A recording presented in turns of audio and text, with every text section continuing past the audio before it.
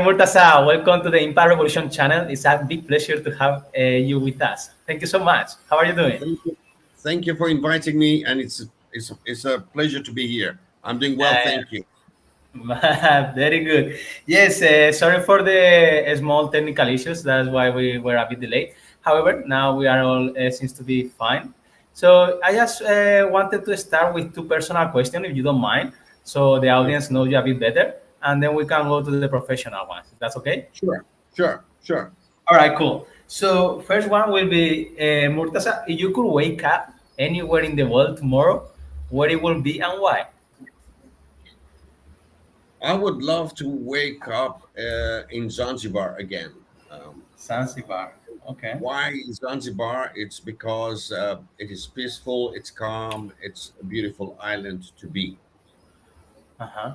All right. Very good. Very good. That's Life where is you grew up, right? That's where I was born. Yeah, you were born. Okay. Very Yeah, cool. All right. I will visit it one day, hopefully. I'm absolutely. curious. We will. I'm curious. Yes. All right. Very good. The second question, Murtaza, will be if I ask you what was your happiest moment in life so far, what is the first memory that comes to your mind? Happiest moment in my life is when my son was born. All right. Okay. Great. Right.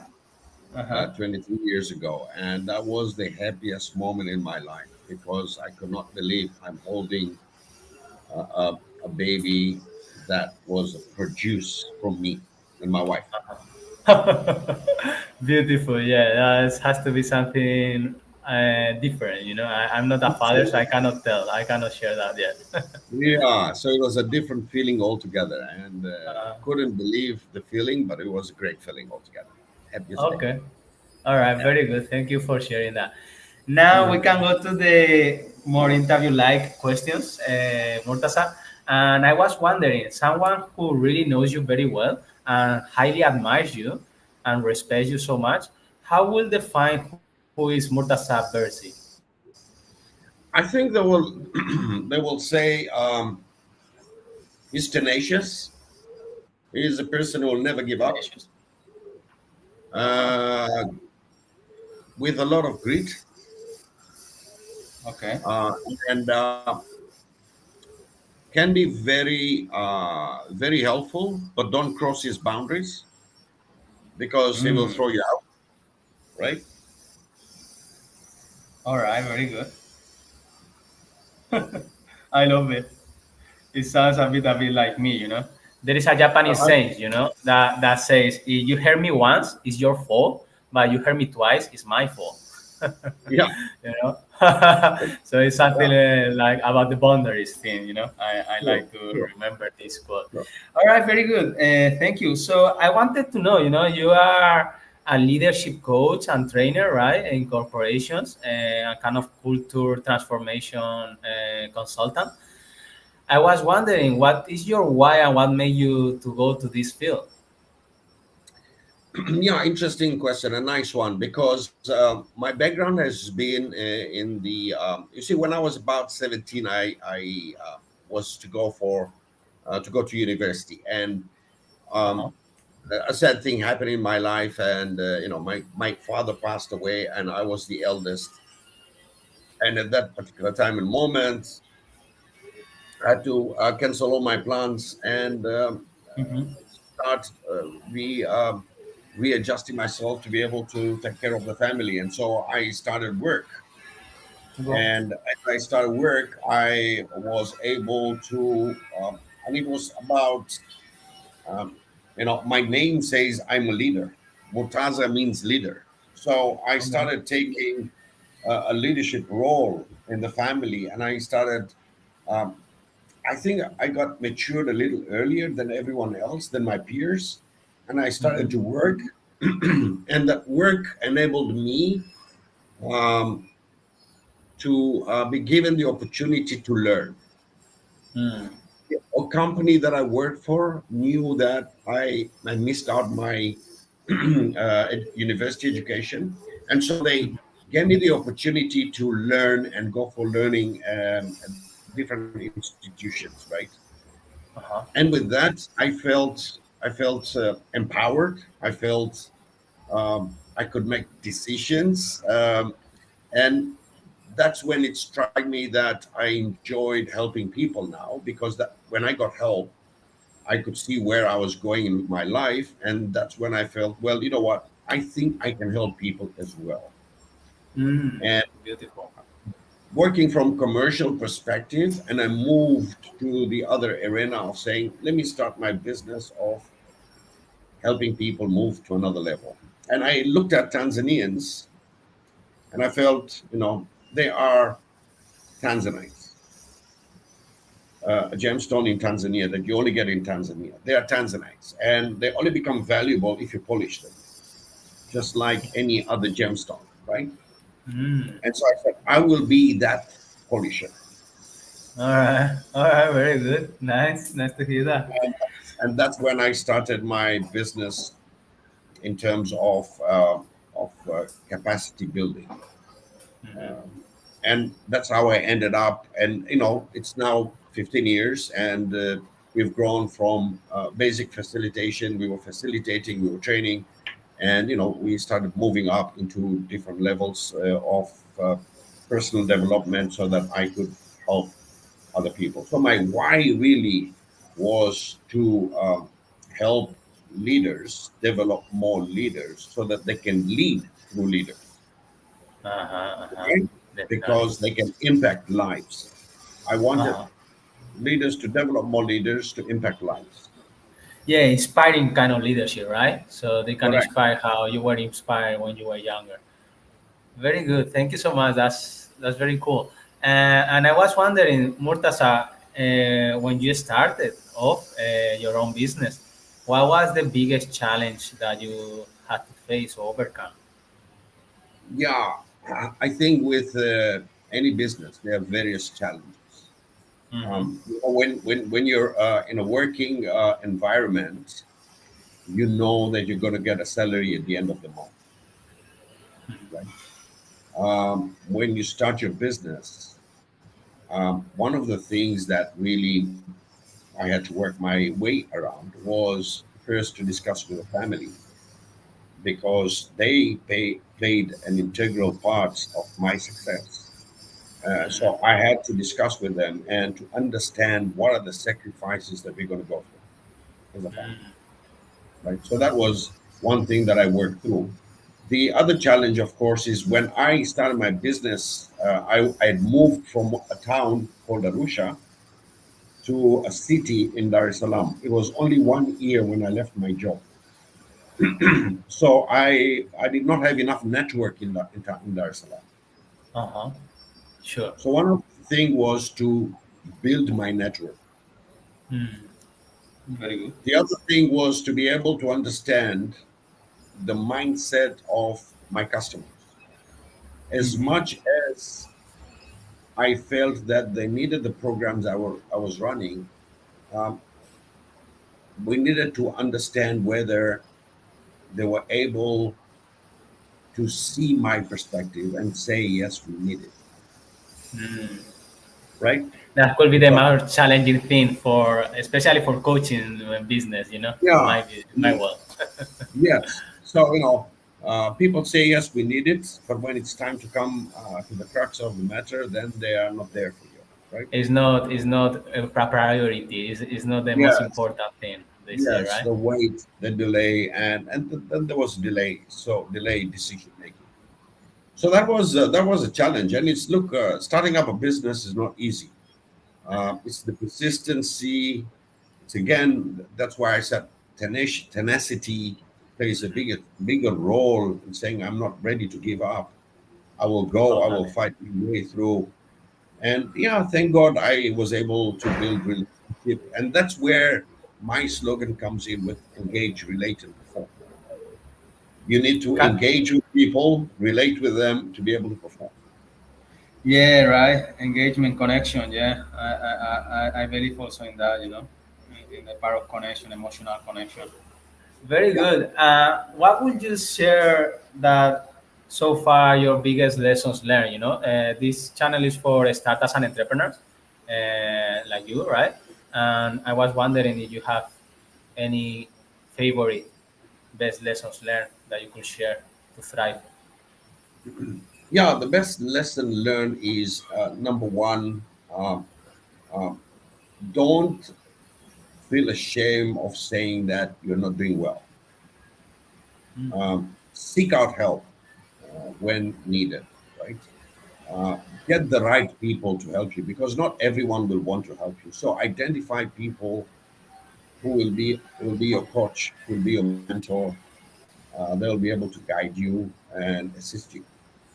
So the best part is to I don't call them coach, but I call them my partners. They're my partners in life in terms of helping me with my business, with my career, etc. Uh-huh. And so I Very good. identified three people. And one of the lessons that I learned is I tried at the first I would engage with people of my caliber, but I would not get anything out of them. What I really needed to do, and that's when I changed it, was to identify where are my areas that I needed support. So that's where I started identifying the right people to support me in my area of improvement. Very good. All right, nice. And so that helped me quite a bit. All right, great. Do you have any particular examples for this?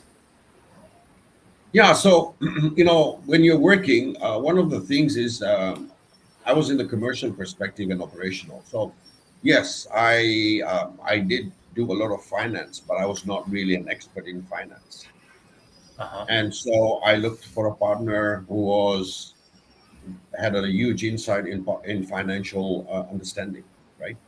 Mm, Um, and then I also looked for another partner who was great in networks, so mm, I could expand my networking as well. mm, I was already strong in strategic planning and in customer experience and operational part. But those two areas were pretty, and of course, one of the area that was really a challenge for me was marketing myself because I was good mm, at marketing business, but mhm. branding myself because people buy from people, they don't buy from businesses, Yeah, that's right. Very good right? point. So Yeah. building trust with the market was one of my challenges, and I got a good support from that as well on how to develop my brand. All right. In particularly in that part of relationship and marketing, right? Which I Yeah. think is fundamental, especially for coaches. What would you say was the biggest support that you got, in particular in your business? And what support or advice could you give to someone else? So let me understand your question. Is you want me to share what the support I got in terms of my Yes. coaching business? Yes, yes. So, what are the best advice you got that make your marketing or your networking part completely different? You know, or maybe a change of mindset or whatever. Yeah. So when you're in a small market, you want to become a GP, a doctor who's got a general practitioner. And what I learned is let's go and let's become a specialist. And Mm, so I worked towards specializing. But on the okay. other hand, what is also a learning point is when you don't have a big market, specializing can be challenging as well, Mm, sure. right? So you need to balance between a generalist and a specialist in order to be able to come up and be able to survive in the business world. Totally. Yeah. But It allows again, some it's flexibility. again about 80/20 and visibility. Yeah. So it's about, being out there and in various approaches. So it's either your networking, your outreach, your branding, personal branding, right? Hmm. Your social media, your website, everything, plays a part in developing who you are in the market. All right. Very good.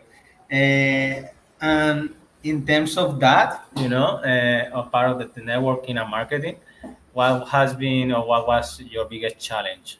Would you say, Murtaza? The biggest challenge in certain markets like ours is people reading, right? People Uh, reading.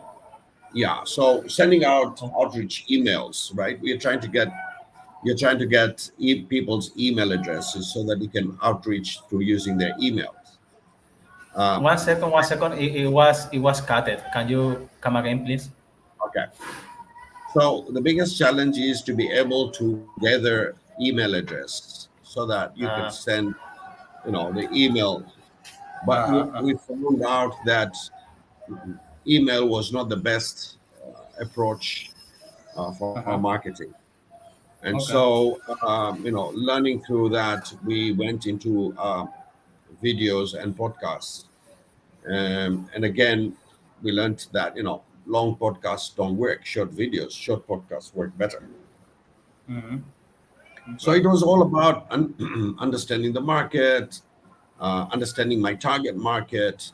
Where will they be? What do they like to understand? What do they like to hear? Where are they normally? How do I reach them out? And based on that, we were able to now to dive into the real target market and develop a niche, kind of a niche, but not really a niche market. Okay. All right. Very good. Very good. Thank you. This is a question I normally leave at the end. However, I feel like asking you now. If there was a last message that you would like to leave to the whole world, Murtaza, which message would that be?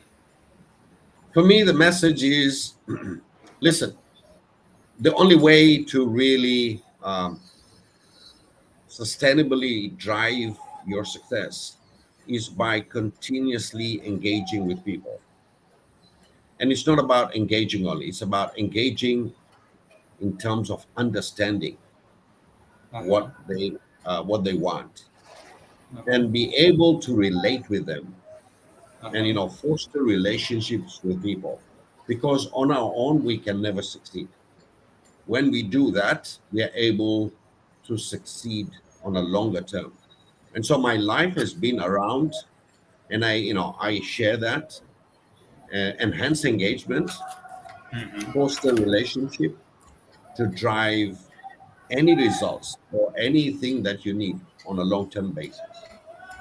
I love it. That's very good. Yeah, it's like the African proverb, right? If you want to go fast, go alone. If you want to go far, go together. Correct. We're going Correct. together. All right, Going very to good.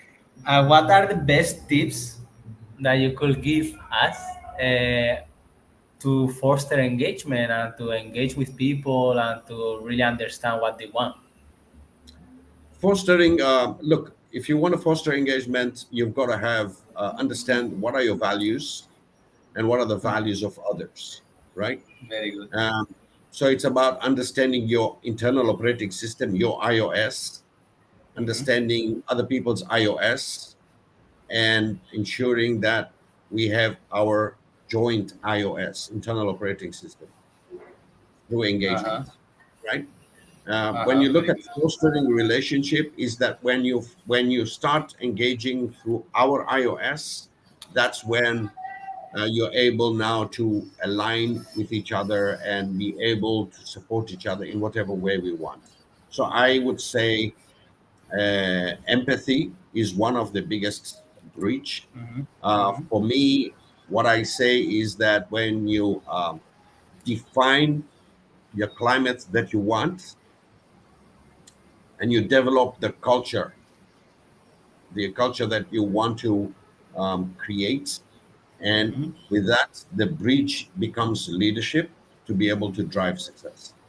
And so, Definitely. as you're a leader, we are all born a leader, we all die leaders, but we Uh-huh. are all in a different journey of leadership. It's all about impacting lives. So try Uh, and impact lives, and you will be able to see success in your journey. all right. Very good. I love it. It actually resonates a lot with one book I read recently, which is about the values factor. I don't know you know this one, but it relates to this. It's about knowing your values and knowing the values of others and communicating based on the values of the other. You know, Yes, so in absolutely. their interest. Yeah, so it's very nice. Uh, According to this impact in lives, all right, because this is the Impact Revolution channel. How do you do that, Murtaza? You see, don't give up in supporting someone just because, the toughest part is helping someone who is having a challenge, continuous Mhm. challenge in understanding of growth. And if you can help them come out of their own challenges, right? And they're able to see a different perspective from what they have seen themselves, or being able to show them things that they never knew they could see, right? That's very good. That's like a good That's mentor. when That's you start getting the fulfillment of saying, okay, I've impacted someone, and I hope that whatever I've done with that person, he can do something with it and be able to impact others as well. It's all uh-huh. about the flow, right? Mhm. It's how you impact one so that they can impact more. That's right. Yeah. Yeah. A leader's role is to make more leaders, right? And the more leaders you make, then what happens is you don't have to lead people. You need to lead through leaders. Mm, that's right. Yeah. Beautiful, very nice, Murtaza. Do you have any favorite actual experience sample that you can share with us regarding what you just shared? Yeah, leading through leaders. So I remember at one point in time, I had the Uh-huh. opportunity of moving to another country to be a country director, Okay, and I had gone through all the interviews, okay. and the opportunity was there for me. The last question put me down, and that last question was, "If you go, who is going to succeed you?" And I had not developed a successor. Uh, That was one big lesson in my life that I share with everyone. That don't protect your position, help people to take your position so that you can grow to another position. that's very And nice. when I did that, it was when I was able to do that, I saw a lot of success in me. And today, those leaders that those people that I help them grow in their position, today, those are the people who talk about my business to their business so that they can engage me for their business. Nice, nice. That's having gained their trust, right? Uh, Absolutely. Absolutely. Completely, completely. Absolutely. Yeah. Very good, very good. I don't know if there is anything you would like to share that we haven't covered so far. It's just 7 minutes left, so I Yeah. wanted to give you the opportunity, Mortaza. Yeah. I mean, look, when we are having the climate, I think one of the things that really matters today is that how do we bring in excellence? And excellence can be brought in a different perspective. As leaders, we are not we don't want to just be management. We want to have that impact on others. And one thing that I'm very conscious about is about being able to learn on a continuous basis, is having my antennas open and understanding that you've never reached the destination as yet. You're still in a journey, and that you can learn uh, from your supporter, from people you report to you, from your peers, or from your elders, people be above you. And so when you are open with that mindset helps you to grow, which is a growth mindset, and gets you to what you're really doing. Is about redefining business mindset. Yeah, And you want to redefine business mindset and impact revolution, then one of the things is to be able to listen to understand and not listen to respond only. And once you do that with respect, and it's always nice, I think, always nice to say, when you're in a position, it's okay to say, I'm sorry I failed. It's okay to get someone else to lead a team whilst you are at the back end, to know, even if you have a higher position as a CEO, you can ask your subordinates to drive a certain project and you being in that team as well. Hmm. Hmm. It's about leading beyond the ego, right? It's Yes, crushing your totally. ego, crushing your ego. Mm-hmm. And once you crush your ego, then you can call it in different ways. You can call it servant leadership. You can call it spiritual leadership. It's Uh, spiritual intelligence. You can call it anything, but it's all about ego. It's all about me. It's all about how do I go out there and serve people and be able to be respected and respect accordingly. So love it. life is full of ups and downs. Life has got a lot of challenges, and if we take challenges in a positive mindset, we're Uh-huh. able to grow. Very good. I like this ego thing, because this is something that everybody, most of from the psychologist part and the emotional intelligence part, is the most, well, probably the hardest thing we have to overcome all the time, right? to to be great leaders or to really serve others in a way that we don't involve our ego all the time, right? How do you do that, or what are the best lesson learned that you may could share with us, regarding that, Murtaza? So the couple of things that we really need to understand before we go Mm-hmm. into things like understanding emotions. Mm-hmm. As much as we want to build our body, we go to the gym and build our body. Mm-hmm. We also need to build our brain, For our sure. mental fitness. So as much as we have physical fitness, we need to build mental fitness.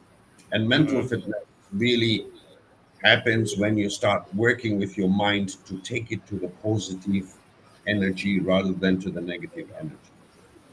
Mm-hmm. And it can be a story. And I was going through this beautiful book, and it was about Uh-huh. positive intelligence. And it was saying, you know, you can have things happen to you. You can look at it either in a good way or you can look at it in a bad way. If you look at it a good way, it's an opportunity or it's the learning, right? Mm-hmm. Things Yeah. happen to you, right?